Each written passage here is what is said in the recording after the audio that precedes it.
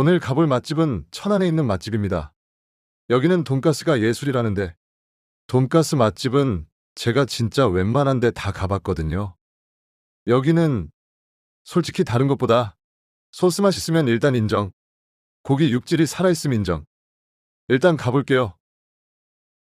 나는 30살의 맛집 탐방을 다니는 유튜버다.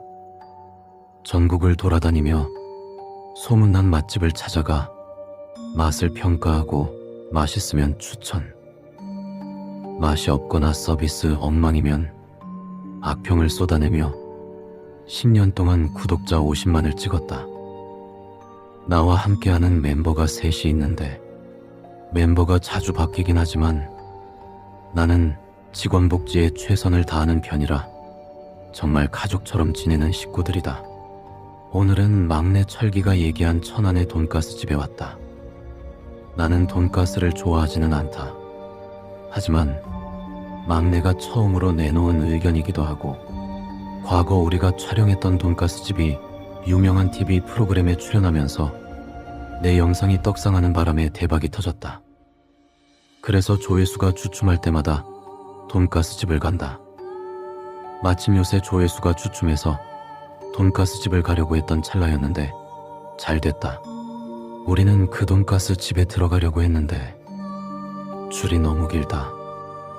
얼마나 맛있길래 우리는 맨 끝줄에서 시작해서 거의 다 와갈 때쯤 재료 소진으로 문을 닫았다. 진짜 열받는다. 기다리는 것도 열받는데 내일 또 와서 이 짓거리를 해야 하는 것도 짜증났다. 나와 멤버들은 차에 탔다.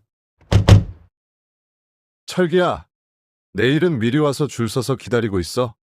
알겠지? 네. 형, 죄송해요. 아니야. 내일은 꼭 먹자. 그리고 우현아, 이거 일단 편집하고 미리 안 오면 못 먹을 정도로 맛집인가?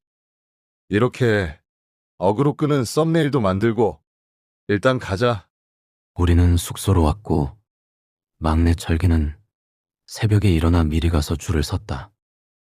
그런데도 30분은 기다려서 먹었다. 얼마나 맛있길래 다들 미치는 거야. 촬영 요청을 했다. 근데 촬영이 안 된다는 것이다. 속으로는 다 뒤엎고 싶었다. 그때 편집자 우현이의 쌍둥이 동생 우준이가 아이디어를 냈다. 형, 일단 촬영 안 하고 먹기만 한다고 하고 몰카로 제가 찍을게요. 나중에 계속 졸라가지고 오케이 하면 내보내고 계속 싫다고 하면 형이 맛 평가만 하는 거 스튜디오에 가서 찍고 자료 화면으로 모자이크해서 내보내죠. 우리는 일단 촬영 안 하는 조건으로 가게에 앉았다. 시골 촌구석에 떡하니 주변에 아무것도 없고 휑한 데다가 가게도 코딱지만 해서 별기대는 안 하던 찰나 돈가스가 나왔다. 그냥 평범했다. 특별해 보이지도 않았다. 주변 사람들은 미친 듯이 먹기 시작했다.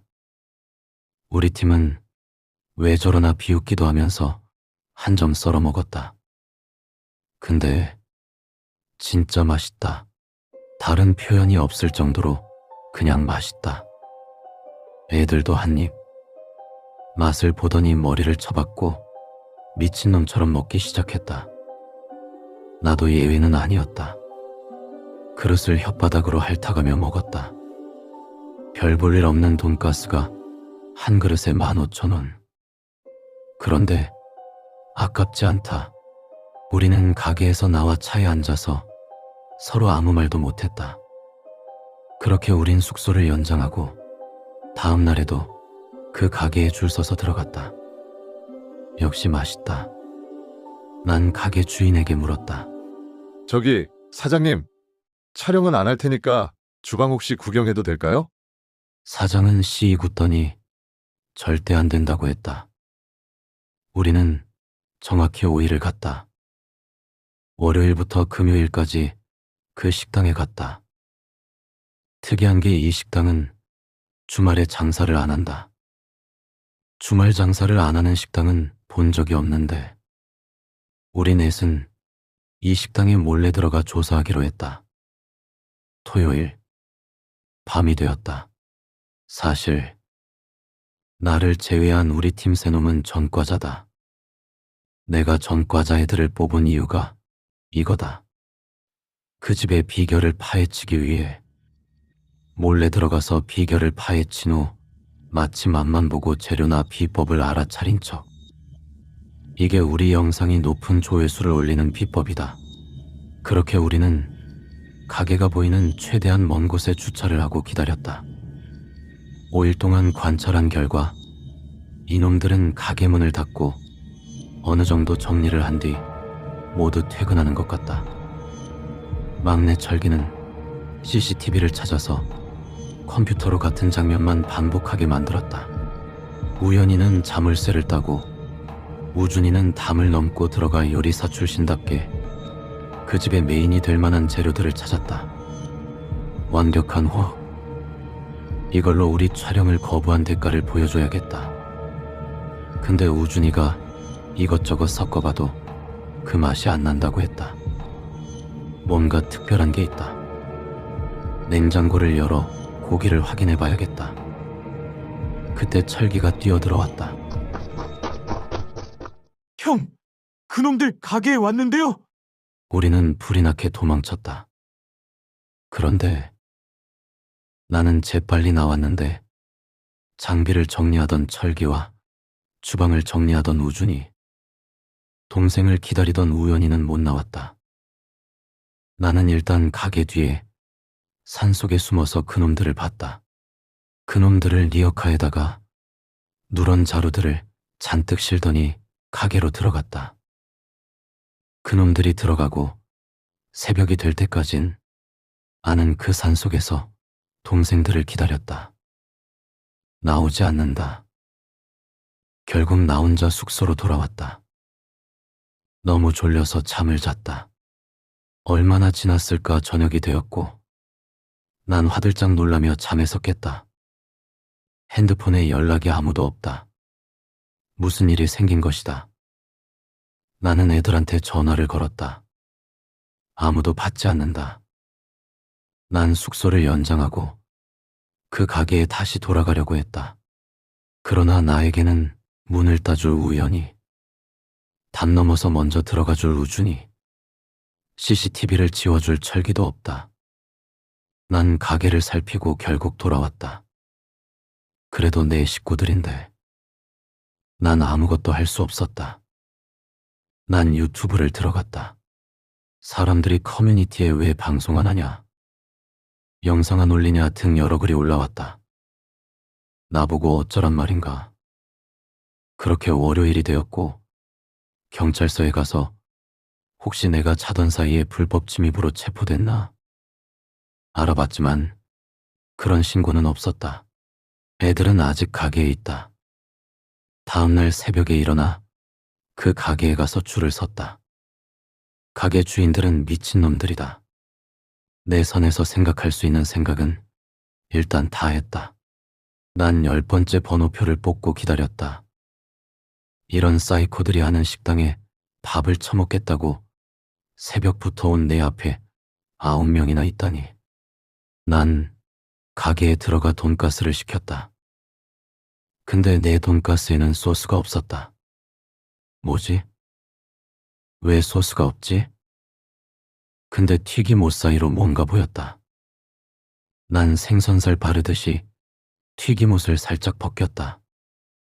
돈가스 고기에 문양이 새겨져 있었다.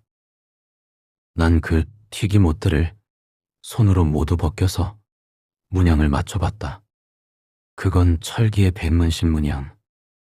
철기는 전신 문신을 했다. 이 문양은 철기의 배에 그려져 있는 문신이었다. 나는 너무 놀라 주변을 살피다가 주방에서 날 쳐다보는 사장과 눈이 마주쳤다. 사장은 나를 보더니 씨 굳고는 손가락을 입에 갖다 대며 입모양으로 쉬이타라고 했다. 나는 한치의 망설임도 없이 고개를 끄덕이고 나왔다. 차에 올라타 숙소로 가는데 차 한 대가 쫓아오고 있었다. 그놈들이다. 나는 어떻게 해야 하나 고민에 빠졌다. 그러다 라이브를 켰다. 순식간에 수천 명이 들어왔다. 여기 있는 사람들이 날 지켜줄 것이다. 여러분, 피글일입니다. 제가 땡땡 돈가스 촬영을 나갔는데요. 이놈들 맛의 비결이 뭔지 알았습니다. 라이브 시청자는 10,000명까지 올랐다. 그 전에 일단 경찰서에 가야 돼서요. 경찰서에 가서 다 얘기할게요. 나는 차를 돌려 내비에 찍어놓은 근처 경찰서로 향했다. 방송을 켠 채 경찰서에 뛰어들어가 얘기했다. 땡땡 돈가스 집에서 인육으로 고기를 만들어 팔아요. 시간이 멈춘 듯했다. 경찰들은 나에게 모였다. 천천히 말해봐요. 그게 무슨 소리예요? 땡땡 돈가스에서 사람 고기로 돈가스를 만들어요. 제가 봤어요. 그렇게 경찰들과 돈가스 집으로 향했다. 경찰들은 반신반의했다. 하지만 신고가 들어왔으니 나와 함께 출동했다. 그놈들은 내 방송을 봤는지 자루에 담긴 사람들을 치우다 현장에서 모두 체포되었다.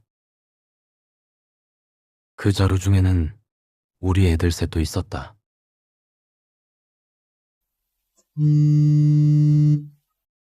여보세요? 그릴씨, 저예요. 아, 대표님이세요? 네. 이번에 아주 큰일 하셨어요. 근데 어떻게 아셨어요? 뭘요? 맛보니까 바로 알겠던데요. 그 인육으로 돈가스 만들어 파는 놈들 때문에 우리 회원님들이 매우 기분 나빠하세요. 거기 가면 15,000원에 먹는 걸 여기선 10배로 먹는다고요. 그러니까요. 수요랑 공급이 늘면 우리 쪽에서는 안 되죠. 근데 방송은 계속 하셔야 돼요. 대표님! 그래야 이번처럼 인육 파는 애들 제가 잡죠. 그래도 같이 촬영하는 놈들도 없잖아요.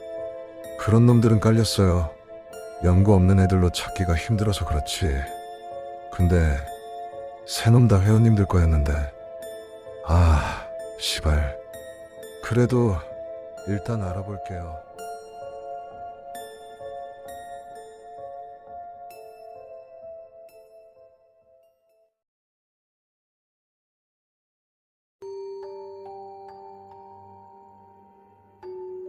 나는 대학생이다. 나는 부모님과 할아버지 이렇게 넷이서 산다. 그런데 조만간 자취방을 얻어 나갈 계획이다. 나의 대학 로망은 자취로 시작해서 자취로 끝나기 때문이다. 사실 공부에도 취미가 없고 대학도 겨우 내신에 맞춰서 갔다. 부모님 등골 안 빼먹으려고 등록금도 모두 학자금 대출로 갔다. 그런데 왜 나에게 대학을 가려고 하나 묻는다면 나는 자취를 하고 싶어서다. 솔직히 가장 큰 이유는 우리 할아버지 때문이다. 나는 우리 집에서 귀하디귀한 4대 독자다. 어려서부터 이쁨을 많이 받고 자랐다. 특히 할아버지 할머니가 엄청 이뻐하셨다. 그래서 나도 부모님보다 할아버지 할머니가 좋았다. 그런데 중학교 3학년 때 할머니가 돌아가시고 얼마 되지 않아 할아버지가 쓰러지시더니 치매에 걸리셨다. 처음에는 치매에 걸린 할아버지가 불쌍하고 안타까웠지만 부모님이 힘들어하시고 나도 짜증이 나기 시작했다. 자꾸 나를 보고 아빠 이름을 부르질 않나. 엄마를 할머니라고 생각하는 것도 열받았다. 고집은 얼마나 센지. 내 고등학교 시절 성적이 나오지 않은 이유는 내가 공부를 안 한 것도 있지만 할아버지가 가장 큰 이유다. 이제는 어느 순간부터 나에게 발생하는 모든 스트레스는 할아버지 때문이 되었다. 할아버지를 요양원에 보내자고 했는데 우리 부모님은 돌아가실 때까지 모신다고 했다. 절이 싫으면 중이 떠나야지. 나는 자취 계획을 세웠고 부모님은 1학년 마치고 군대 다녀와서 자취하라고 하신다. 적절히 타협을 보고 나는 빨리 1년이 지나가기만을 바랬다. 고등학교 때는 야자도 하고 늦게 하교 했는데 대학교는 일찍 끝나서 좋다. 뭐 딱히 친구를 많이 사귀는 편이 아니라 학교 끝나면 집에 일찍 왔다. 그런데 집에 오면 할아버지랑 둘이 있어야 되는데 요즘 따라 할아버지가 혼잣말이 늘었다. 매번 혼잣말을 진짜 누구랑 대화하듯이 한다. 어느 날은 오전 수업만 받고 집에 일찍 온 날이 있었다. 할아버지 방문은 닫혀 있었는데 방문 너머로 그래, 니년이 우리 딸이요? 며느리요? 뭐라고? 고년 참, 당장 우리 집에서 나가. 또 시작이다. 처음엔 무서웠는데 이젠 진짜 짜증만 난다. 나는 내 방에 들어와 헤드셋을 끼고 게임을 했다. 한참 게임을 하는데 누군가 내 어깨를 두드렸다. 깜짝이야! 왜요? 할아버지는 나를 빤히 쳐다봤다. 아, 왜요? 불렀으면 말을 해요. 그러자 할아버지는 나를 가만히 쳐다보더니 잘 때 문 잠그고 자. 알아서 할게요. 나가요. 할아버지는 쓱 뒤로 돌더니 방으로 갔다. 특별한 건 아니었다. 항상 저런다. 저녁이 되고 부모님이 퇴근해서 돌아오시고 저녁 식사를 먹었다. 여보, 아버지 꼬막 좋아하시는데 그거 내와. 아까 냉장고 보니까 없던데. 아버님이 다 드신 거 아니에요? 어제 했잖아. 그거 양이 많던데 아버지가 어떻게 다 드셔? 원래 치매 걸리면 엄청 많이 먹... 피그릴. 너 할아버지 앞에서 자꾸 버릇없이 굴래? 그거 내가 안 먹었어. 네? 아버지, 그럼 그거 누가 먹었어요? 할아버지는 수저를 내려놓더니 멍하게 허공을 바라보셨다. 우리는 모두 할아버지에게 집중했다. 내 방에 같이 사는 금순이랑 개딸이 먹었어. 우리는 다들 콧방귀를 뀌고는 밥을 먹었다. 며칠 뒤 주말이라 방에서 자고 있는데 무언가 인기척이 느껴져서 눈을 살짝 떴다. 근데 할아버지가 나를 빤히 쳐다보는 것이다. 나는 깜짝 놀래서 할아버지! 왜 자꾸 내 방에 들어오는 거예요? 짜증을 내니까 할아버지는 슬쩍 일어나더니 내 방문을 닫으며 잘 때는 항상 문 잠그고 자. 매번 저 소리 질리지도 않나. 나는 잠이 깬 김에 주방에 가서 물 한 잔 마셨다. 그런데 또 할아버지가 혼자서 말하시는 게 들렸다. 나는 도대체 누구랑 저렇게 얘기하는지 궁금해서 할아버지 방문을 살짝 열었다. 그리고 방을 보는데 할아버지 방에는 조그마한 벽장이 있는데 거기에 대고 혼자서 뭐라고 하는 거다. 역시 궁금해한 내가 바보다. 그런데 그 벽장이 천천히 열리더니 나는 누군가와 눈이 마주쳤다. 눈만 보였다. 저건 인간이 아니다. 사람이 아니다. 할아버지가 치매라 헛소리하는 줄 알았는데 진짜 귀신이 있었다. 나는 너무 무서워서 안방으로 뛰어갔다. 자고 있는 부모님을 깨웠다. 엄마! 아빠! 할아버지 봐. 방에 귀신 있어. 엄마랑 아빠는 나를 한번 쓱 쳐다보고는 얼른 가서 자라고 했다. 나는 계속 깨웠다. 결국 부모님은 할아버지 방에 같이 갔다. 할아버지 방에 들어갔는데 할아버지는 앉아서 창밖만 멍하니 쳐다보고 있었다. 아버지, 그릴이가 아버지 방에서 뭘 봤다고 하는데 혹시 아버지도 뭐 보셨어요? 할아버지는 천천히 아빠를 보더니 고개를 끄덕였다. 할아버지가 팩트를 말하는데 왜 신빙성이 점점 떨어지지? 무튼 아버지는 한숨을 쉬더니 어디요? 귀신이 어딨어요? 그러자 할아버지는 말없이 손가락으로 벽장을 가리켰다. 아빠는 벽장문을 열었다. 그런데 아무것도 없다. 벽장 안에는 할머니가 쓰시던 자개장이 벽 쪽에 붙어 있고 안 입는 겨울옷이 잔뜩 걸려 있을 뿐이었다. 아빠는 고개를 절레절레 흔들면서 벽장을 닫고 나왔다. 나는 아빠한테 구중을 들었다. 할아버지가 몸이 불편하시면 도와드려야지. 그거 가지고 장난이나 치고. 적당히 해라. 너도 성인이니까. 나는 진짜 봤는데 억울하다. 얼마 뒤 부모님 친구분들과 여행을 갔다. 1박 2일인데 부모님과 나, 친구분 내외와 그 딸이랑 친구분 별장으로 놀러 갔다. 할아버지는 요양보호사분께서 봐주시기로 했다. 물놀이도 하고 맛있는 것도 먹고 무엇보다 해방된 기분이었다. 우리는 다음 날이 되고 집으로 돌아갔다. 엘베를 타고 우리 집으로 올라왔는데 아침에 잠깐 봐주시겠다던 요양보호사 아주머니가 문 앞에서 못 들어가고 계셨다. 오셨어요? 할아버지께서 문을 안 열어주셔서 못 들어가고 있어요. 죄송해요. 아버지, 열어보세요. 집안에서는 소란스런 소리가 들렸다. 번호키는 열리는데 할아버지가 현관문 걸쇠를 걸고는 안 열어주시는 거다. 나는 119에 신고했다. 아버지, 문 좀 열어보세요. 안 된다. 안 돼. 지금 들어오면 다 죽어. 할아버지는 누군가와 치열하게 다투는 소리를 내셨다.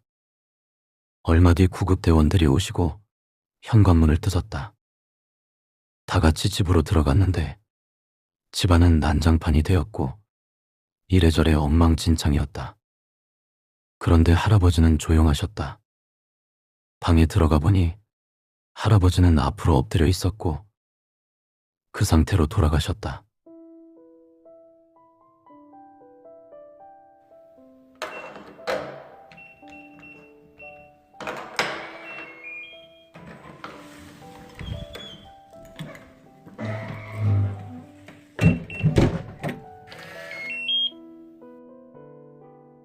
할아버지 방은 제가 치울게요. 그래 줄래? 엄마 아빠는 일단 잠 좀 잘게. 3일 밤낮을 샜더니 너무 피곤하다. 고맙다, 그리라. 나는 방에 들어갔다. 미운 정도 정이라고 막상 할아버지가 돌아가시니까 마음 한구석이 저려온다. 방에서 짐을 치우다 벽장 속을 들여다봤다. 내가 전에 여기서 보던 건 뭐지? 그런데 바닥장판이 할머니의 자개장의 바닥 쪽에 쓸려있는 모습이었다. 나는 자개장을 밀었다. 그곳엔 문이 하나가 있었다. 처음 이사 올 때 마감도 안 돼 있던 두 평 남짓한 공간이 있었던 게 기억이 난다. 할머니는 달력으로 벽과 바닥을 붙이시고는 솜니불 같은 것들을 저기에 넣고는 하셨다. 나는 그 문을 천천히 열었다.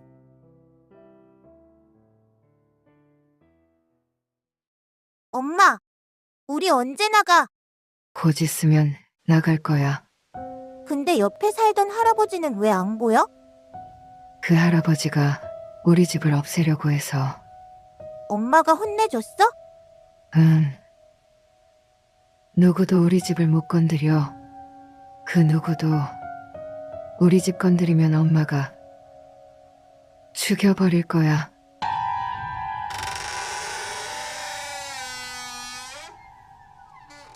누구세요?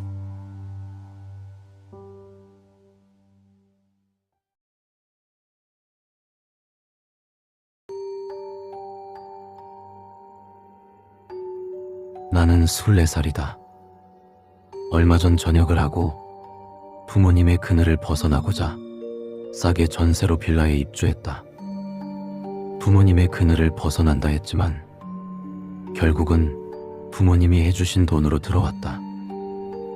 나의 꿈은 작가다. 추리소설 작가. 이 집은 오래된 빌라라서 여기저기 곰팡이도 슬고 냄새도 많이 나지만 이런 곳일수록 영감이 떠오른다고 생각한다. 근데 얼마 전부터 굉장히 불편한 이웃이 생겼다. 내 옆집 남자. 내가 입주할 때는 젊은 남자밖에 없었는데 그 남자의 아버지가 출소 후 그 집으로 다시 돌아온 것이다. 동네 사람들, 특히 아랫집 아주머니는 집을 내놨다. 도대체 무슨 범죄자길래 집주인 아줌마한테 물어봐도 대답을 안 해준다. 그래서 같은 빌라에 사는 동대표 아주머니께 여쭤봤다. 총각, 괜찮아? 아니, 옆집 아저씨 무슨 일 때문에 빵에 갔다 온 거예요? 동네가 아주 난리예요. 글쎄, 사람을 죽였어. 아휴, 끔찍해라. 그것도 여고생을. 못된 짓까지 해서 그랬지. 못 살겠어, 정말. 정말 인간 같지 않은 놈이다. 근데 저런 놈이 어떻게 나온 건가? 인터넷에 검색해봤더니 기사가 있었다. 옆집 아저씨가 여고에 침입해서 야간 자율학습이 끝나고 나오던 여학생에게 온갖 몹쓸 짓을 했다는 사건이다. 그런데 옆집 아저씨는 술에 취해 있었고 심신미약으로 감형을 받아 12년만 살고 나왔다는 것이다. 살인도 고의가 아닌 여학생이 도망가다가 추락사해서 그것도 제대로 처벌을 안 받았다는 것이다. 나는 너무 열이 받았다. 더 중요한 사실은 아들이 고등학교 선생님인데 자신의 아들이 근무하던 학교 학생에게 그 짓거리를 한 미친놈인 것이다. 난 여차에서 시비가 붙으면 반 죽여놓고 싶다고 생각했다. 다음 날 아침이 되었고 난 원고를 제출하러 새벽에 나왔다. 다녀오겠습니다. 옆집 아들이다. 나는 슬쩍 쳐다봤고 그 아들과 눈이 마주쳤다. 그 아들은 죄송하다고 얘기하고 내려갔다. 좀 안쓰럽다. 아버지 때문에 동네 사람들을 마주할 때마다 죄송하다고 하는 모습이. 나는 우연인지 그 아들과 같은 버스를 탔다. 나란히 앉아서 가는데 그 아들이 먼저 입을 뗐다. 죄송합니다. 옆집에 저희가 살아서요. 저 아드님이 죄송할 이유가 뭐가 있어요? 얘기 들으셨어요? 네. 사람들이 하도 말해서 우연히 듣게 됐어요. 사실 아버지를 신고한 사람이 저예요. 네? 그날 제가 당직이었는데 아버지가 친구분들이랑 술 드시고 저 주신다고 치킨 한 마리 튀겨서 학교에 찾아오셨는데 야자 끝나고 늦게 가는 아이를. 충격이 크셨겠어요. 네, 저희 아버지인 줄도 모르고 경찰이랑 119에 신고했죠. 근데 그것보다 아버지가 이렇게 빨리 나오실 줄 몰랐어요. 난 그 아들과 대화하며 친해졌다. 그 아버지라는 인간은 술 먹으면 미친놈이 된다고 술을 끊었다고 했다. 전자발찌를 차고 있어서 그냥 집 밖에 안 나온다고 했다. 사회적으로 그나마 다행이다. 나는 원고를 내고 저녁에 친구놈들과 술 한잔하고 집으로 왔다. 근데 옆집 아저씨가 빌라 건물 밖에서 반지 하층을 얼쩡거리는 것이다. 그러더니 날 보고 화들짝 놀라며 올라갔다. 난 그 아저씨가 보던 시야를 따라가 보았다. 반지 하층에 사는 여대생을 훔쳐보고 있었다. 저런 개새끼.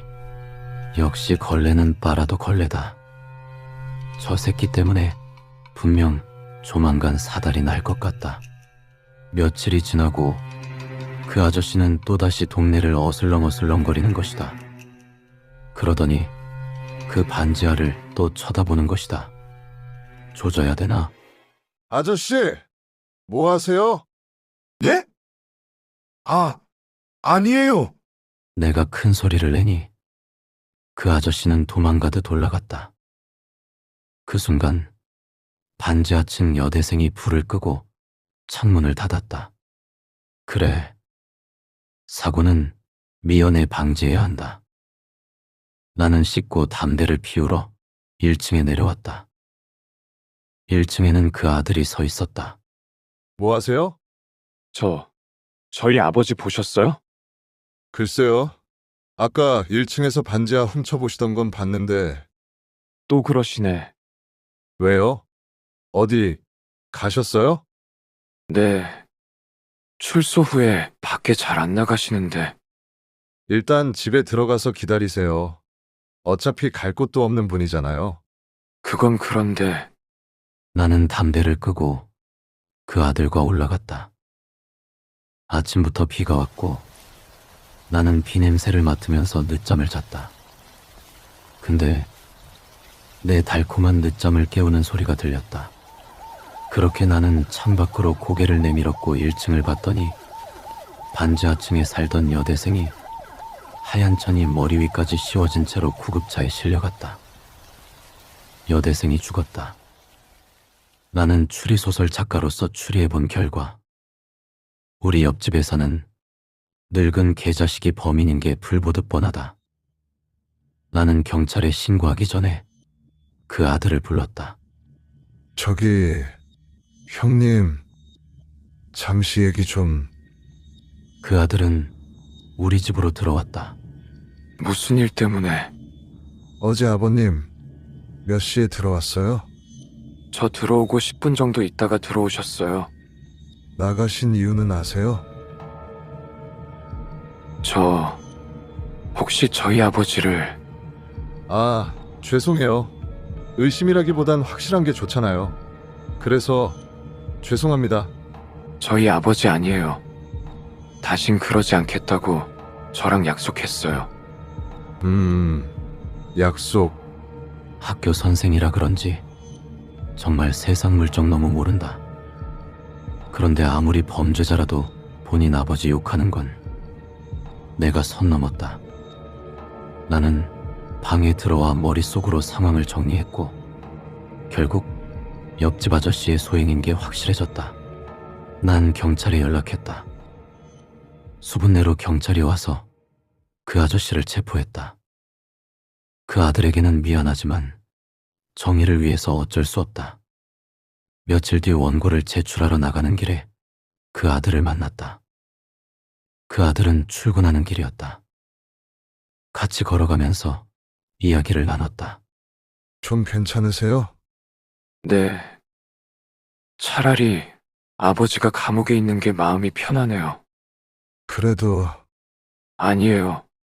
저번에는 여고생을 그렇게 만들더니 술 먹어서 감형받고 이번에는 술도 안 마셨으니까 제대로 처벌받겠죠? 또 전자발찌 차고 있고 동종전과라 가중처벌 받아서 못 나오겠죠. 차라리 정말 잘 됐어요. 안 보고 사는 편이 마음 편해요. 어떻게 죽은 여자 손톱에 사인펜으로 색칠하면서 즐기는 사람을 아버지로 둘 수 있겠어요. 안 그래요? 나는 아무 말도 하지 못했다. 우린 버스를 타고 한참 가고 있었다. 나는 내릴 차례가 돼서 내리려는데 그 아들이 불렀다. 그릴씨. 저기 잠깐이라도 아버지가 계시던 자리가 있어서 그런지 허전해서 그러는데 혹시 이따 저녁이라도 같이 드실래요? 오늘 월급날이라 치킨 시켜 먹으려는데 6시에 시간 되세요? 네, 좋아요.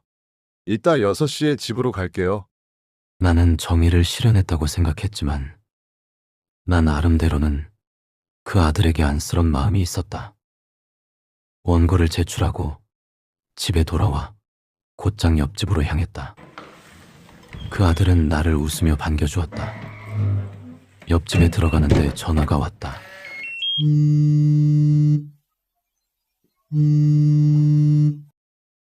여보세요? 네, 여기 경찰서입니다. 네, 무슨 일이시죠? 이번에 제보하신 사건이요. 네, 그게 그 남자가 지금 풀려날 수도 있어서. 네? 왜요? 그 피의자 진술이 전체적으로 앞뒤가 안 맞아요. 계속해서 말도 바뀌고 또 현행범이 아니라서. 그렇다고 무혐의는 아닌데 구속 수사가 안 될 것 같아요.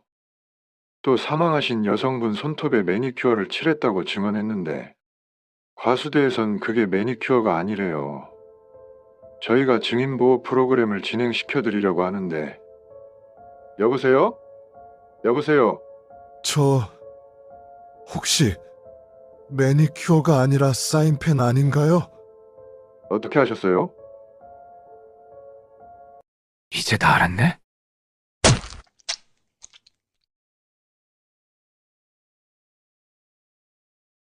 저 집이잖아. 선생 집. 그러게, 저 선생이 그럴 줄 누가 알았겠어. 그러니까 저번에도 아들이 저지른 범죄를 김 씨가 뒷수습하다가 누명 쓴 거라면서. 역시 겉모습 보고 판단하면 안 된다니까.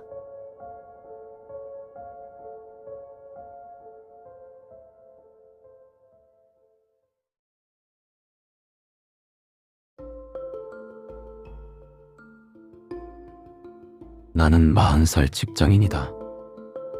대학 시절 착사랑하던 2살 연상의 여선배가 있었는데 내가 10년 가까이 구애를 한 결과 결혼에 꼴이 나여 현재는 결혼 생활 2년차 가장이 되었다. 우리 사이에 아직 애는 없다.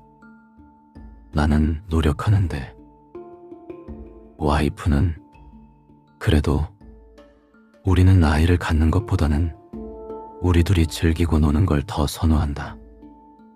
그렇게 지내다 보니까 시간은 흐르고 더욱 아기 생각이 없어졌다.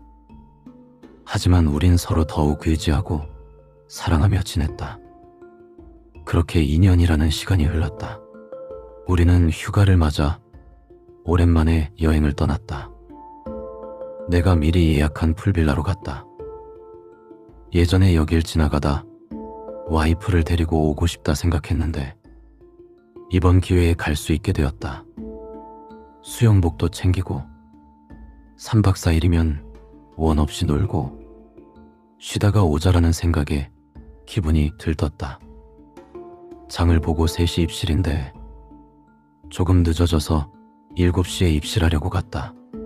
그런데 우리가 머물기로 했던 방에는 다른 사람들이 놀고 있으며 바베큐도 이미 즐기고 있었다. 무슨 상황이지? 주인을 찾았다.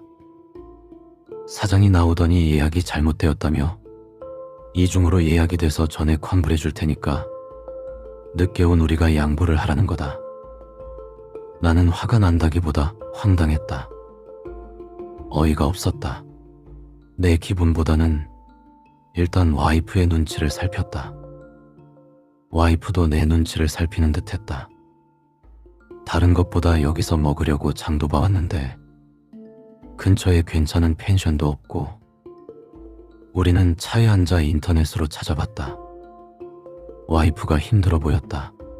자기야, 그냥 가자. 가면서 찾아보자. 그래, 일단 출발할게. 그렇게 우리는 펜션을 나와 산속길을 헤쳐서 깜깜한 거리를 빠져나오고 있었다. 그 거리를 빠져나오는데 저 멀리 모텔이 보였다. 와이프는 자기야, 나 피곤한데 우리 그냥 저기로 가자. 오늘 좋은 데서 먹고 자려고 했는데 너무 아쉽지만 그래도 되는 대로 모텔로 들어갔다. 그 모텔은 특이했다. 정말 특이했다. 아무리 산골에 있는 모텔이라도 주차장에 차가 한 대도 없었다. 영업 안 하는 것 같은데?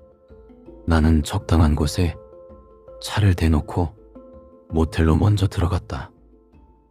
깔끔하기는 했는데 조명이 음침하게 비추는 게 조금 깨림칙했다. 카운터는 깜깜했고 내가 천천히 다가가자 조그만 스탠드를 켜며 주인이 말했다. 한 명이에요? 아니요. 2명인데 방 있나요? 방이야 있지. 제일 좋은 방 싸게 해줄게. 와이프도 피곤해하고 나는 얼른 키를 받고 차에 가서 와이프를 데리고 같이 올라갔다. 방에 들어갔는데 좋다. 엄청 좋다. 이런 시골에 손님 하나 없는 모텔인데 이 정도의 퀄리티가 있는 방은 예상 못했다.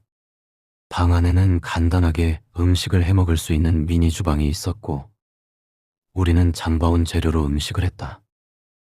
와이프는 피곤한지 제대로 밥을 못 먹었다.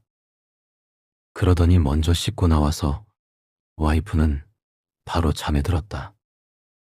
나는 씻고 나오니 잠이 오질 않아 침대에 기대어 핸드폰을 하고 있었다. 한참 핸드폰을 하고 있을 때였다. 밖이 소란스러웠다. 난 고개를 들어 문 쪽을 응시했다. 이런 외딴 모텔이어도 장사가 꽤나 잘 되나 보다. 다시 핸드폰을 하고 있을 때 누군가 우리 방문을 여는 소리가 났다. 무슨 소리지? 나는 방문 쪽으로 살살 걸어갔다. 현관 센서 등이 켜지고 문이 딸깍 소리를 내며 열렸다. 그리고 건장한 남자 여럿이 우리 방에 들어와 나를 마구 때리기 시작했다. 도대체 이 사람들은 뭔데 남의 방에 들어와 나를 때리는 건가? 그 중에 한 남자는 와이프를 줄로 묶더니 어깨에 들쳐매고는 방을 나간다. 나는 필사적으로 막았지만 역부족이다. 무력감을 느꼈다. 몸이 마음대로 움직여지지 않는다. 나의 시야는 좁아지고 난 그 자리에 쓰러져 한동안 일어나지 못했다. 정신을 차리고 주변을 보니 아무도 없었다. 나는 핸드폰을 찾아 곧바로 경찰에 신고했다. 네, 112 경찰입니다. 제가요. 와이프랑 놀러 왔는데 선생님, 침착하시고요. 천천히 말씀해 보실래요? 와이프가 납치됐어요. 위치가 어떻게 되십니까? 나는 경찰과 통화하고 일단 옷을 입었다. 짐을 챙기고 1층에 내려왔다. 카운터에는 아무도 없었다. 인근 대기하던 순찰차가 왔다. 나는 쩔뚝거리며 순찰차로 걸어갔다. 선생님, 괜찮으세요? 저기요. 제 와이프 좀 구해주세요. 경찰들은 내 이야기를 듣더니 이해가 안 된다는 식으로 물어봤다. 선생님, 여기는 영업을 안 하는 폐모텔인데 카운터에 사람이 있었다고요? 네? 폐모텔이라고요? 저 몇 시간 전만 해도 운영하고 있었어요. 경찰들은 서로를 쳐다보더니 나와 함께 건물로 들어갔다. 그런데 전기는 내려가 있었고 아무도 없었다. 나는 정말 억울했다. 분명히 계산도 하고 방키도 받고 내가 너무 억울해하니까 경찰들은 어느 방에서 묵었냐며 같이 가보자고 했다. 경찰들과 후레쉬를 켜고 엘베를 눌렀다. 이놈들이 전기를 내려서 엘베도 작동하지 않는다. 505호. 나와 경찰들은 걸어서 올라갔다. 그때 선배님, 여기 먼지도 가득 있고 사람이 사는 적이 전혀 없는데 여기서 부인이랑 같이... 그래도 모르는 거야. 이런 후미진 곳이 범죄의 현장일 수도 있고. 일단 신고자랑 확인해보면 알겠지. 경찰들은 내 말을 믿지 않는다. 그래, 505에 들어가서 우리의 흔적을 보여줘야겠다. 밥도 해먹고 잠도 자고 일단 가보면 알겠지. 505지만 4층이다. 우린 방 앞에 섰다. 문을 살짝 열고 들어갔다.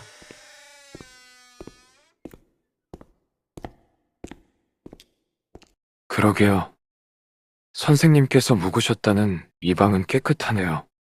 선배님, 물은 안 나오는데요? 어? 이게 뭐지? 후배 경찰은 바닥에서 피를 밟았다.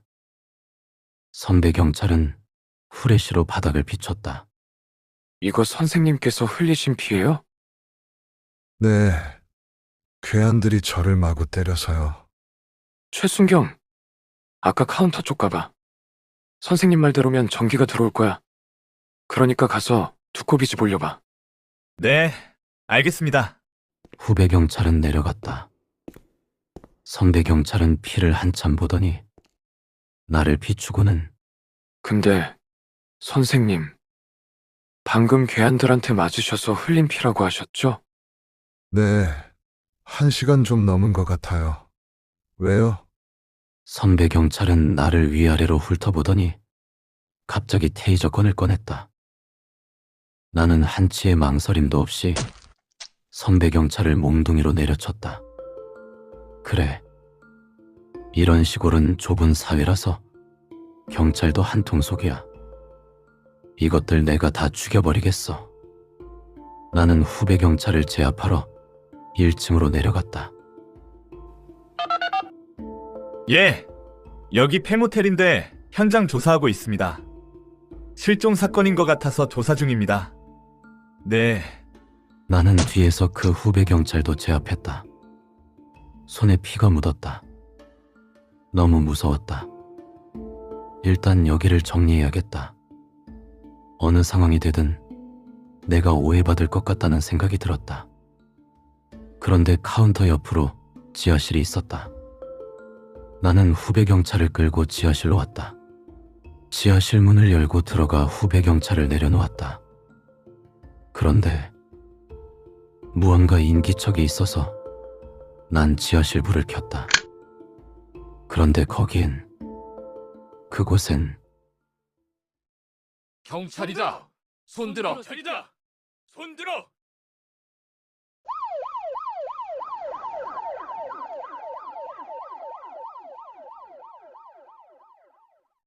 나는 그렇게 경찰에게 체포됐다.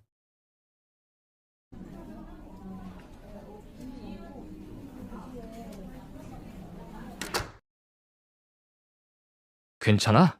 그놈이 둔기로 때렸다는데. 네. 저는 최순경은요? 괜찮아. 큰일 날 뻔했지 뭐야. 그놈은 어떻게 됐습니까? 글쎄 이놈 집에 가보니까 일기장이 있더라고. 봤더니 학창시절에 동네 양아치들한테 지속적으로 많이 맞았었나 봐. 그러면서 정신질환을 앓고 있었던 것 같아. 현실과 본인의 망상을 구분 못하는 거지. 그러다 대학에 입학했는데 2살 위 여자 선배가 잘해주니까 스토커 짓을 하면서 쫓아다닌 거야. 10년 가까이. 심지어 그동안 결혼도 하고 애도 있는 유부녀가 됐는데 2년 전에 납치해서 여기 폐모텔에 감금시키고 어휴, 그 여자분을 이번에 지하실에서 발견해서 다행이지 밥도 제대로 못 먹고 의식이 없으시더라고. 근데 자네는 그놈이 범인인지 어떻게 알았어? 방금 맞아서 흘린 피라는데 제가 보기에는 오래된 피더라고요. 그리고 얼굴이나 몸에 핏자국은 있는데 상처가 하나도 없는 거예요. 잠깐만. 남자들 시체들이 나왔다고? 그래. 얼마나? 알겠어. 그리로 갈게.